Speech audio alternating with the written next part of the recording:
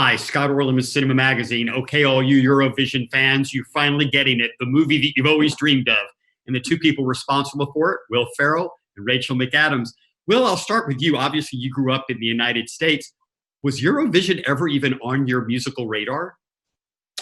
No, I like most Americans, had no idea what it was until I think it was like the spring of 1998, 99, and it was the first time my wife and I went to visit her family in Sweden, and it just happened to be in the springtime in May when they always do the contest, and we were visiting with her cousins and having dinner, and at the end of dinner, everyone said, "Okay, time to watch Eurovision." I was like, "Okay, what does that mean?"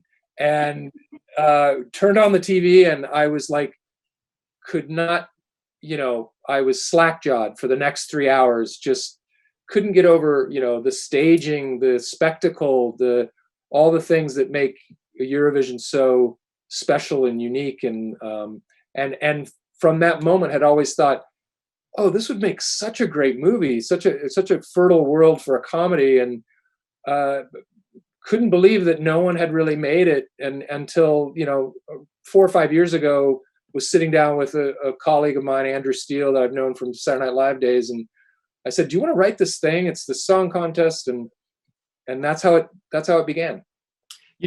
One of the places that's on my bucket list to go to is Iceland. So Rachel, I don't know if you'd ever been there before. Please tell me you didn't shoot in Santa Barbara and they just had a green screen behind you. But did you go to Iceland, and have you ever been there? We did. We really went to Iceland. And on David Dobkin's insistence, he wanted us to shoot in the same fishing village that Lars and Sigrid were from in the script, which was just extraordinary. It was way in the north of Iceland.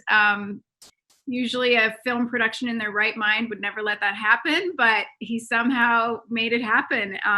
I had been to Iceland once before, but very briefly, kind of on a layover at the end of another film I had done. So I didn't, I think you have to have a lot of energy when you go to Iceland. You got to get out there, get your hiking boots on and climb a glacier and all that sort of stuff. So I was really happy to go back and get to really immerse in the culture and the land and understand a bit more where my character was coming from. And I mean, wasn't it just so gorgeous, Will? It was, and the food was phenomenal. Yeah, and people were so wonderful. And to your point, Scott, there were days while we were filming there where we were like, it was so gorgeous. We were like, people are going to think this is fake. It looks so. It just looks like someone had painted a scrim in a studio, and but we were. Netflix, we were lucky enough that they allowed us to shoot there for 4 days and grab all those amazing shots. Okay, I want you to both have fun with this question. And that is, if your country came to you and said, there's a contest and we need to tap into your special skill to represent, you'd be from Canada, the United States, what area of expertise do you think you would be proficient enough in to represent your country? Is there a skill set you have to go, I'd be really good at this? Oh, I know Rachel's. You do? Can you let me in it? Because I don't know it. Ice skating. You'd have to show off your ice skating chops. If I can do that, then yes, that would be my choice. Okay, yes. A beautiful kind of ice capades number on ice. Yes, and you have a lot of experience with ice skating. We could do a pairs. Only if my skating really consists of getting on the ice and getting off the ice in a straight line.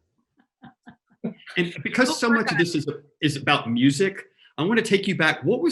Because both of these, as young kids, a song resonated with them and kind of drove them to this creative outlet. What was the song when you were kind of growing up that was the song that first inspired you? Do you remember a great first song? I remember my sister and I would dance around the backyard. We had one of those kiddie pools, and we would do routines in it to Whitney Houston's Diet Coke jingle. Over and over and over again. So I don't know if that counts as a full song, but you know what? I don't know if if it necessarily was song, but growing up as a kid of the 70s, the variety show genre was so huge. So even as a little kid, like my favorite thing was to watch the Tom Jones show. So I'm sure I was running around the house with, a sock in my pants singing "What's Up, Pussycat." It's not unusual.